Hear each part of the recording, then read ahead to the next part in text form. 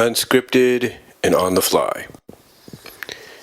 With romance kind of being a very controversial topic when it comes to My Little Pony Friendship is Magic, I think what we need to understand is the moments we get, as great as it is to see these moments between certain characters that we like to ship together or we pretty much know should be officially put together, we can thank the creative staff for a lot of these moments. And the reason we can thank them isn't because of the fact that, well, they put them in there and it's nice of them to do.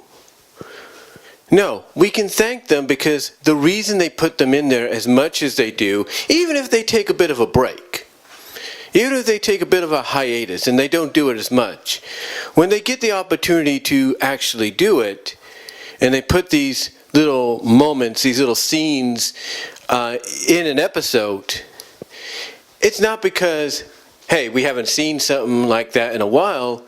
It's basically the way of tipping the hat towards us. It's their way of giving us a small gesture and acknowledgement by saying, yeah, we hear you, so here you go. And sometimes these subtle gestures, if you will, turn out to be more than just, oh, I don't know, a little batting of the eyes from Rarity to Spike in Castle Sweet Castle, or a bump butt between the likes of Lyra and Bon Bon in episode 100, Slice of Life.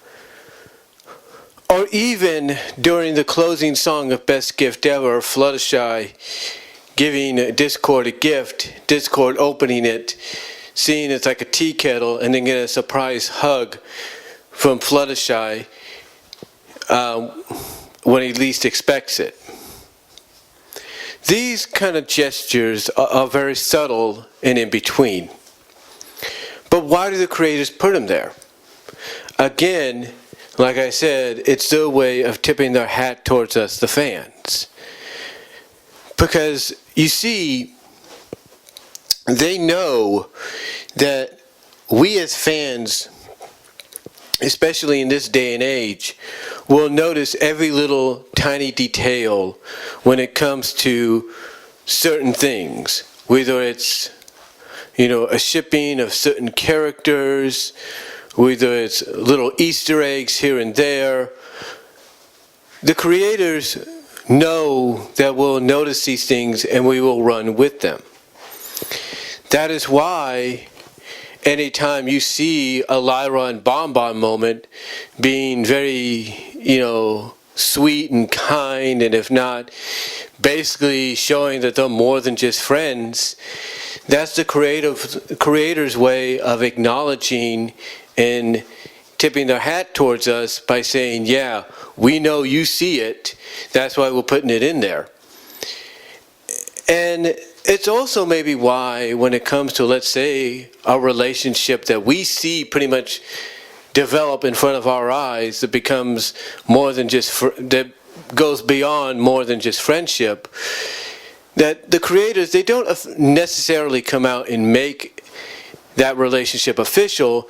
They just throw in more nods. They just throw in more subtle hints and moments to kind of basically tell us, yeah, these two are more than friends, but we're not going to come out and officially say it because you, the viewers, you, the fans, have already done that. And the same could be said for the likes of Spike and Rarity and Fluttershy and Discord. You could probably throw in Soren and Rainbow Dash, maybe even Pinkie Pie and Cheese Sandwich if you want, so on and so forth. And that's why, in my opinion, we get these moments. We get these very subtle moments between the characters. Sometimes, yes, we will get an episode that's basically mostly all that, just subtle hints that there's something more between these two characters than just, let's say, friendship. A good example of that is the recent episode 19 that got an early release in China and was somewhat leaked early here in the US and other parts of the world. Because you see, in episode 19, we get an episode chock full of subtle hints, if not right in your face subtle hints, of Sparity, spike, and rarity. But in this case, the hoof or the shoe is on the other hoof, because instead of Spike being the one that's jealous of Rarity being with somebody else, it's Rarity that's jealous. And this, from I guess Josh Haber's mindset, is kind of showing us in a very in-your-face, focused way that as time has gone on, Rarity has now developed the same kind of feelings for Spike, the same kind of very deep, intimate feelings for Spike that he has for her.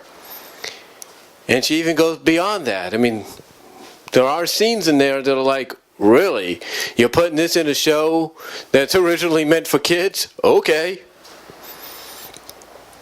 But it's these kind of moments, even if it's, like I said, an episode that's chock full of it and focused on it, that is the creative staff's way of acknowledging that they hear us. They hear us, they acknowledge what they see, and that's why they're doing it. I mean, the ending of the episode pretty much, somewhat, as some people might say, made the whole Spike and Rarity, Sparity relationship a lot stronger.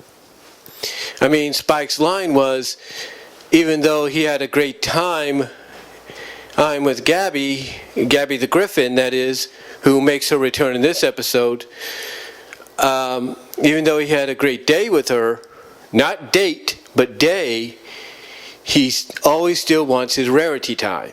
And when he says that, he's holding Rarity's hoof in his hand. And then Pinky's line at the end maybe could be taken in or out of context when it relates to Spike and Rarity. But still, the point is, even if it's an episode focused on this, or an episode chock full of this, it's the creator's way of basically acknowledging, tipping the hat, and very subtly saying, yeah, you keep telling us about it, you say you keep wanting it, here you go. And sometimes it may not be the way we want. It may not be like, oh, this episode is where they officially become an item. No. It's just a very subtle gesture in saying, this might be all you get for now, this may be all you get for the rest of the series, but guess what? It's better than nothing. The same with the likes of Fluttershy and Discord. You see, this dynamic has been going on since about season 3, I believe. Season 3 has been tested up and down, gone through ups and downs, I should say. And now we get to a point that in another episode that got an early release in China, episode 18, I believe, pretty much there's a line thrown in there, and I don't know if it happens before or after the plot device that occurs between Angel Bunny and Fluttershy takes place. I'm believing it might be before, I'm not really sure. But basically there's a line in there that acknowledges that Fluttershy wants to marry Discord. And she's blushing about it. Now again, I don't know if this is after the plot device takes place between Fluttershy and Angel Bunny or before, but that line right there, and Fluttershy acting shy about it, kind of blushy if you will, blushing about it I should say, is a nod towards the fans that want to ship Fluttershy and Discord. In fact, some fans even say it's kind of a reference and a nod towards Disney Fanatic 2364's overwhelming, overwhelming, I wouldn't say overwhelming, but very well received audio drama / fan fiction story, Bride of Discord. So, you have a moment like that, with a line like that, and again, it's the creative's way of nodding towards us, tipping the hat towards us, and acknowledging in a very subtle way that they know about the ships, and this is what they're giving us as an answer, or as a result, if you will. Again, you go back to Best Gift Ever, and Fluttershy presenting the gift to Discord during the closing song, her embracing him while he's surprising him with a hug while he's looking at the gift she gave him.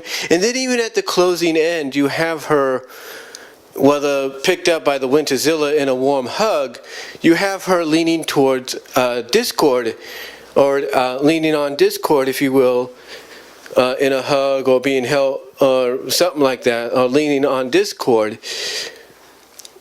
And then as well, you have Rarity right behind Spike.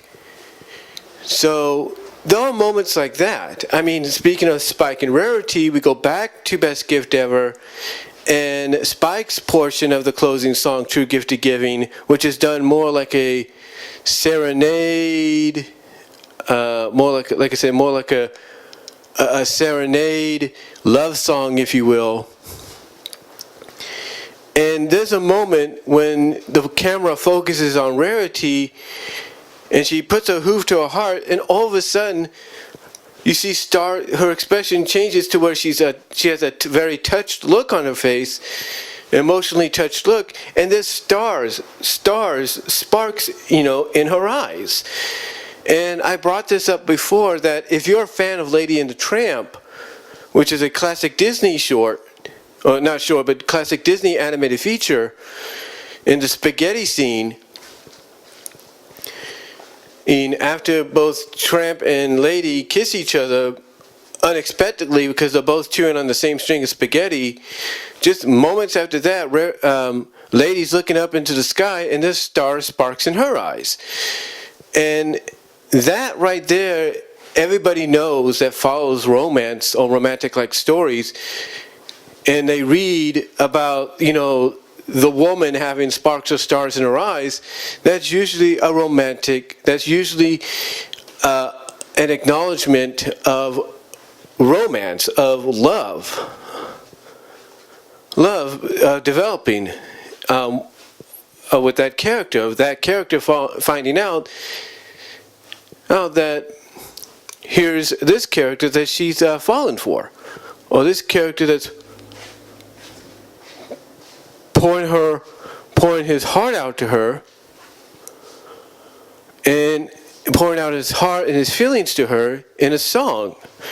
So, and now she's seeing that the one she's always looked for has been right in front of her the whole time.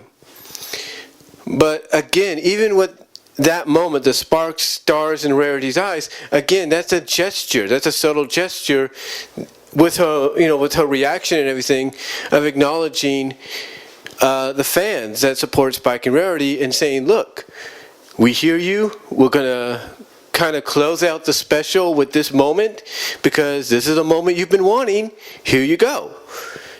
And again, now you fast forward to this season in the mid-season 9 finale, or the mid-season finale, and 20 seconds in, you have Rarity running towards Spike after he's caught up along with a tree, thanks to a giant tortoise that's trying to eat the tree. And then you get this episode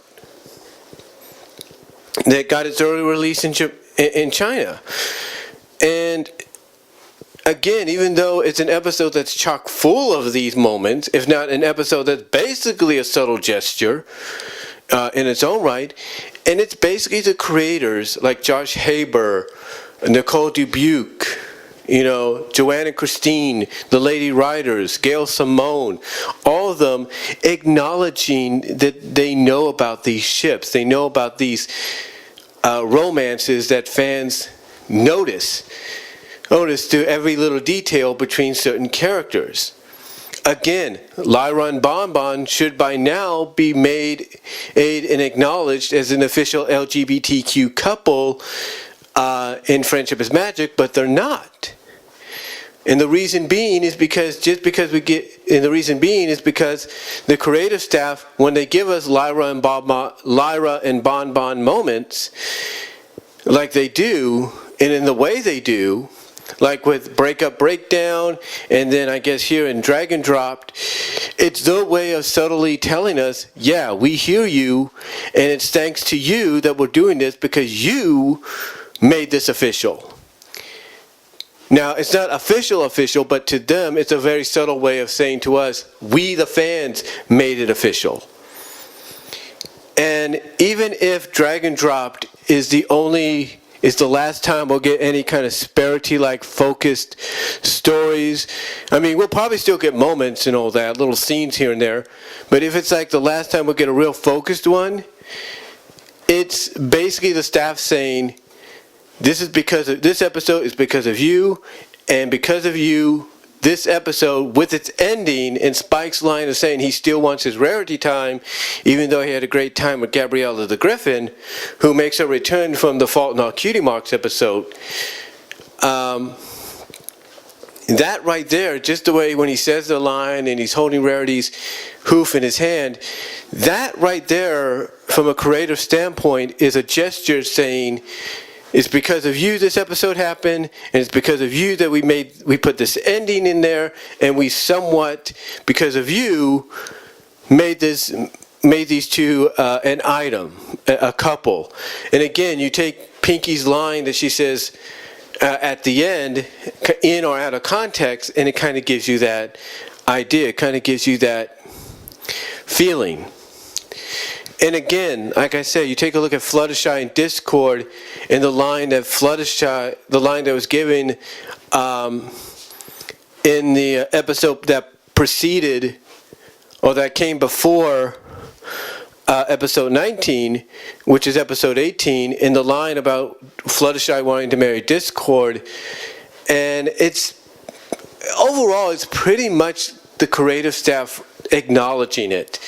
And in their own way saying, we may not come out and say it's official, but because of you fans, and we the fans coming out and talking about it and pointing out reasonings and pointing out moments and stuff, these subtle details, they in return are giving us these subtle moments. Sometimes, like I said, if it's an episode chock full of them or focused on it, it's the way of saying, this is for you. We're doing this, we're giving you these moments, we're giving you these episodes because of you supporting the show and seeing these little romances or attractions occurring.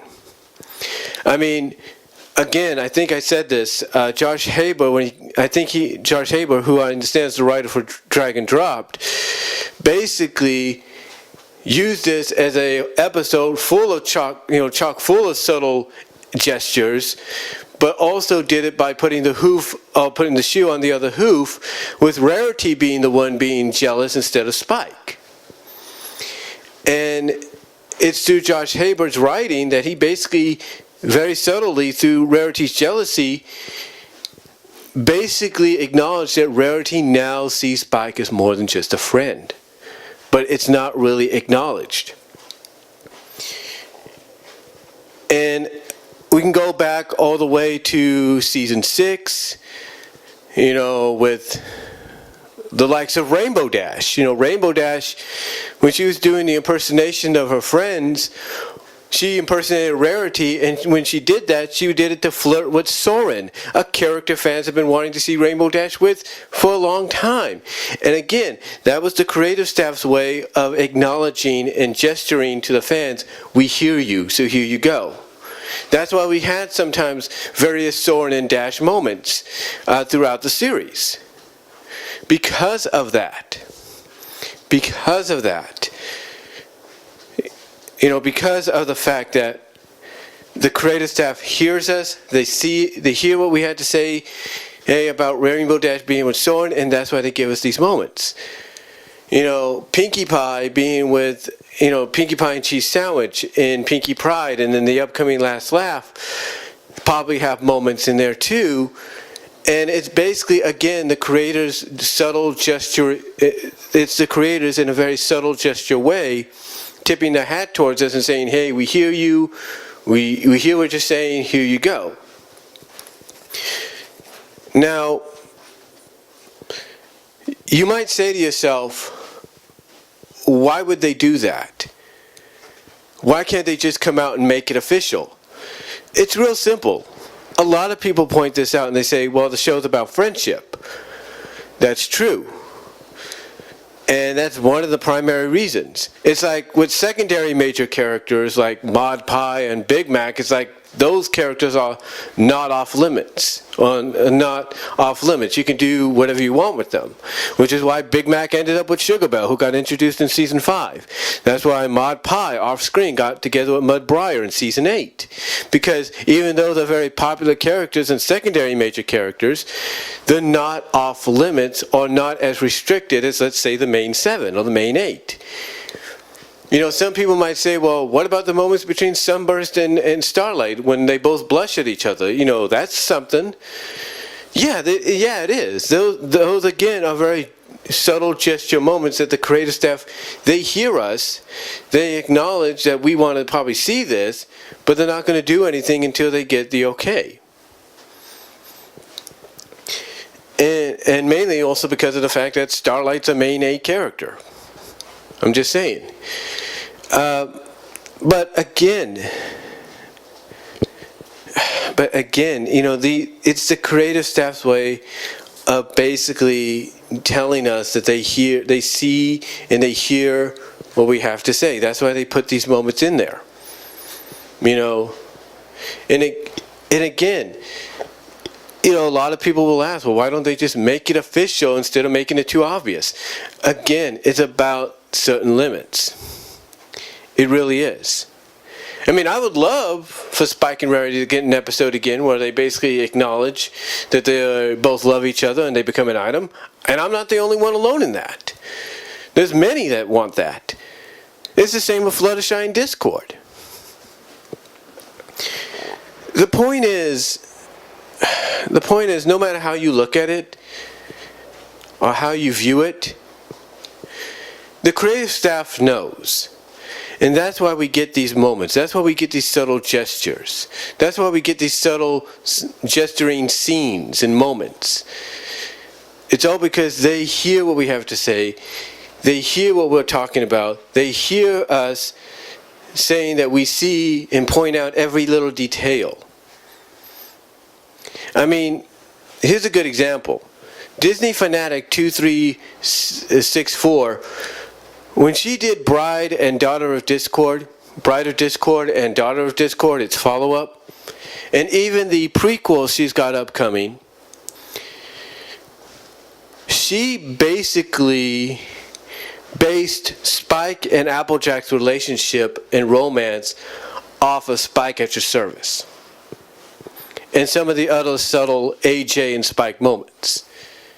Because Disney Fanatic basically felt that they were a better item. And they worked better. And she did that based off the subtle moments and details she would notice. The point is, no matter how you look at it, no matter how you view it, we have to come to an understanding that the creative staff already knows. The only thing that's holding them back is getting the okay. I've got a feeling they did get the okay somehow, but we won't find out till maybe the end. But in my opinion, this is why we've been getting a lot of these things. Whether, like I said, it's a full episode chock full and focused on it, of subtle gesturing hints towards a certain ship and romance, whether it's just little moments here and there. They know. And that's why we get these episodes. That's why we get these moments. We may not get anything truly official till maybe the last episode, if anything. But at least we can acknowledge and know that they know.